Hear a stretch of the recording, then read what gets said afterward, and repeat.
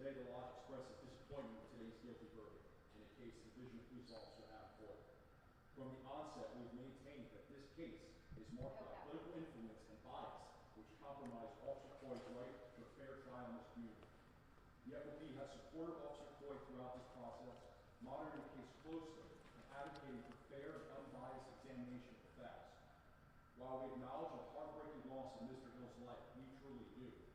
Evidence shows that Officer Coy acted based on his training and what any reasonable officer would interpret in a similar, quickly evolving situation. It was only afterwards that we learned that Mr. Hill was unarmed. Officers, like doctors, pilots, truck drivers, are human beings who make split-second decisions under immense stress. Unfortunately, these critical decisions can lead to mistakes, and our officers must be held accountable if they do occur. However, we assert that this incident does not rise to the level of murder.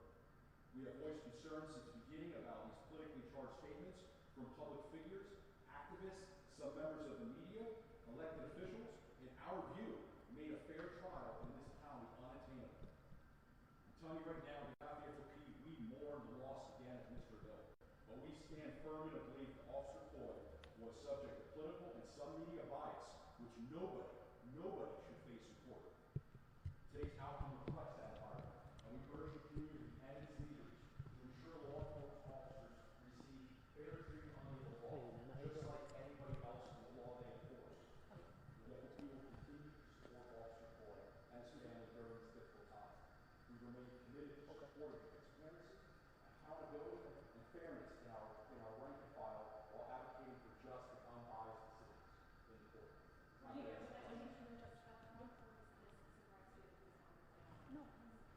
Completely shocked. Completely shocked. I thought it was down perhaps in this trial. Murder, we are going down the path. This sends a message to every officer in this county that your split-second decision to now murder is absolutely insane, and we are shocked. I think maybe if we got out of this county, outside this politically charged county, this political event from the beginning, it would be different. Let's be honest. If what had happened in 2020, it would be different. Ever since 2020, we went down this path. We basically the pendulum overcorrected where every single officer out there we thought was murderous. That's simply not the case. He made a decision. He admitted that he made the wrong decision based on the facts he had. And again, hold him accountable. Maybe law enforcement was not for him anymore. But to go to prison or arrest somebody for murder, it's absolutely appalling and it's a miscarriage of justice. We heard Mark Collins run down the list of medications and things that former Officer Coy is needing when he is behind bars. Can you walk through and talk with Coy? How is he doing and the fact that he is going through treatment still on the job? Mr. Coy's done. Simple as that. Mr. Coy is done. He will die in prison. There's no win here. There's no silver lining, right? Mr. Hill's dead, Mr. Coy's done. The whole entire decision was an absolute tragedy. Mr. Coy, Officer Coy, responded to a citizen's call of a suspicious person. Despite some members of the media that will refer to it as a non-emergency call, like it was just no big deal, he was picking up mail. It's 1:30 in the morning. An individual, a neighbor's calling in a suspicious person. That is our job. And the individual, as you saw in the testimony, was not listening, was not following instructions, was not following commands. Now, someone's going to say, well, do you think he should be murdered for that? Absolutely not. He set a motion in events. Mr. Coy responded. Mr. Coy admitted that he made a mistake. The courts have said we can make mistakes. There is an appeal down the road, and that's the stuff that will come up. To your knowledge, is this the first police officer to be found guilty of murder charges in this county? First one I'm aware of this. Not many in the United States. There's only been a handful. The first one I think of this. What is this trial, this decision to Mr. Police Force that's happening in Ohio? Officers are willing to die for their community. They're willing to die for this job. They do not want to go to prison for this job. We just sent the message that a split-second decision from an individual who's not showing his hands, not complying, 1:30 in the morning, could lead you to a guilty sentence.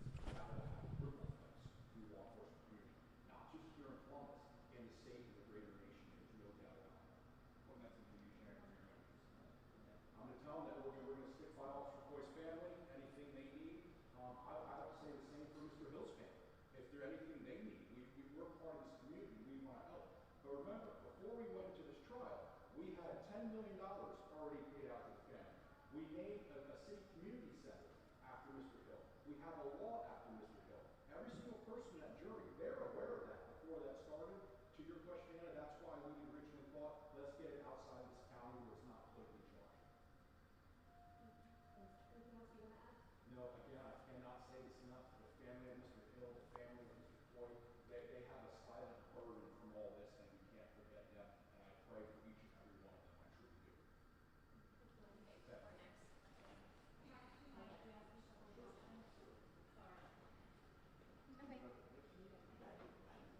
Mark, I have to ask your reaction when you heard the verdict. Was it something you were anticipating, or was this a surprise? How was Adam Coy? You revealed some of his information in court that we weren't privy to. How was he?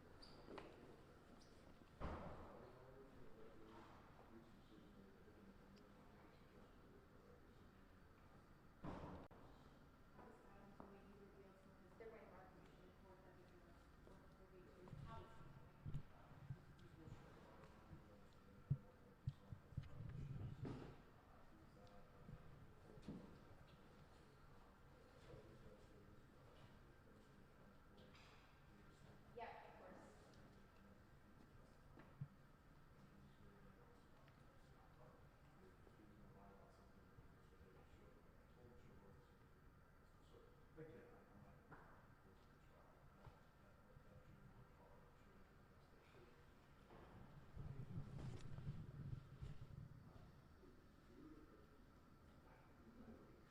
Will you guys appeal the decision?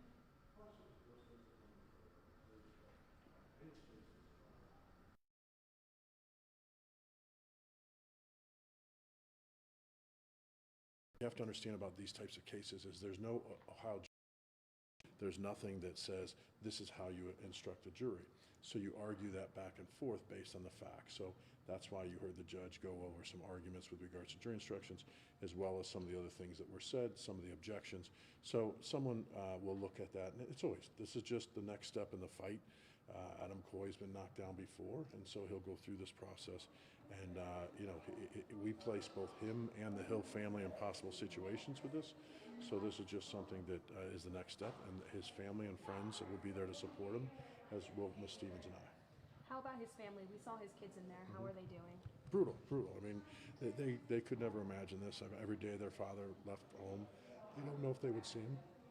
And in this situation, it's at 2 o'clock at night, everything that's going on. So, but again, we talk to them. They've been involved in this process. They're going to be there for him every step of the way in the appellate process, and they'll do the best they can, being the young people that they are. Amy Detweiler was back in court today. We saw her testify that there was no doubt in her mind that Coy believed that there was a weapon in play here. She was here, with the family today. How does she move forward, after dealing with this with her partner? That's going to be very difficult. That's probably a better question for her. But in terms of Amy Detweiler, she's a public servant. She serves to protect.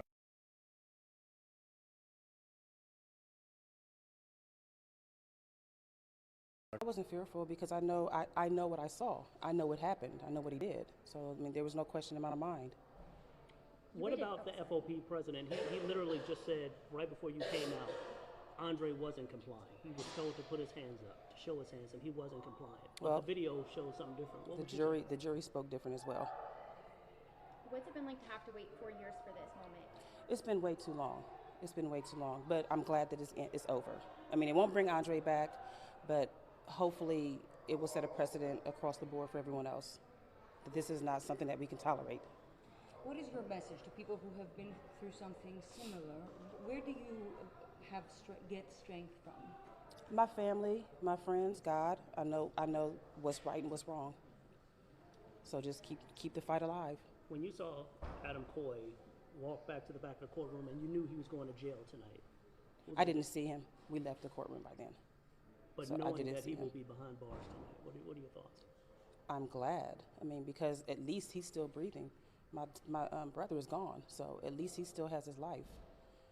That's really not a fair trade, but it is what it is. What do you do from now until sentencing? What do you do from now? Try to pick up the pieces of my life and just keep moving on. That's all you can do. Do you think you want to address him at sentencing, do a victim impact statement? I probably will. What would you say to him? Anything? I don't know yet. This process is probably far from over because I'm sure his team is going to appeal this verdict. And that's fine. I mean, we've been told that's normal, so we're ready for it. That's fine. As far as the family tonight, what are you guys going to do together? Get some sleep. Get some sleep and relax and just try to decompress from everything. I mean, that's all we can do. After this verdict today, as we report on this, what do you want people to remember about Andre or keep in mind about him? Andre was the life of the party, like we've been saying from the very beginning. He did not see this coming. He didn't deserve that. He's smiling down on us right now. You guys want to say anything? How are you feeling? I'm happy this is over. Basically, I'm just happy that we got the verdict. The jury saw this right. We're just happy this day is over. And how emotional, when you heard those words, what were some of the emotions going through your mind when you heard the guilty verdict? Thank God that they saw everything, that they were able to actually see what really happened. Through all the distractions. Yeah. Throughout this trial, did you ever doubt? What were you feeling? What was going through your mind? Oh my gosh. I mean, it's such a long process. Everything kind of goes through your mind throughout this process. It's, you don't have doubt because you know what happened. You just stay with the faith and just hope that everyone can see exactly what should happen. When this case happened back in 2020, this was during a time when the country was going through a quote-unquote kind of racial reckoning. What sort of message do you think this will send to departments not only here in Central Ohio, but across the country? It's time to stop. It's time to stop. It's time to bring everything to a stop and make everything fair. Today it was fair, justice spoke, and we got what we wanted, and we got what was fair and right. Do you think there needs to, I know the Columbus Police Department made some changes after Andre's death. Do you think there needs to be any more changes? It's always room for improvement, yes. Yeah. Like, what have you been discussing with your family? Whenever we sit with our family, we say, well, if they do this or that. Are there any thoughts that you guys have had? If they do this or that, like what? Like change something specific or? The police force? Yeah. No, I have not been keeping up with them because obviously we have been in our own situations. So I have not been keeping up with any changes that they have done, so I can't speak to that. What would Andre say if he was here today, you think? You mean, what wouldn't he say?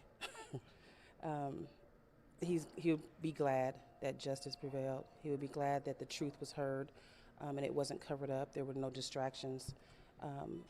He would be happy that the outcome was what it was. Yeah. Just for the purpose of the camera, name, first and last? Shauna Barnett. Spell your first and last name. SHAWNABARNETT. Okay.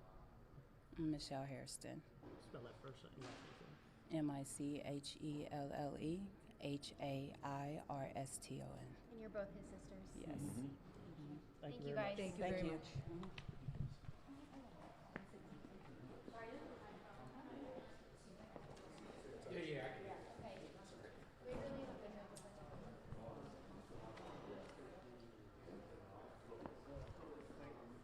Well, Paula, we can discuss that breakdown. But what I'm thinking is, there's the nuts and bolts with FOP, prosecutors, blah, blah, blah. Get the bill for him,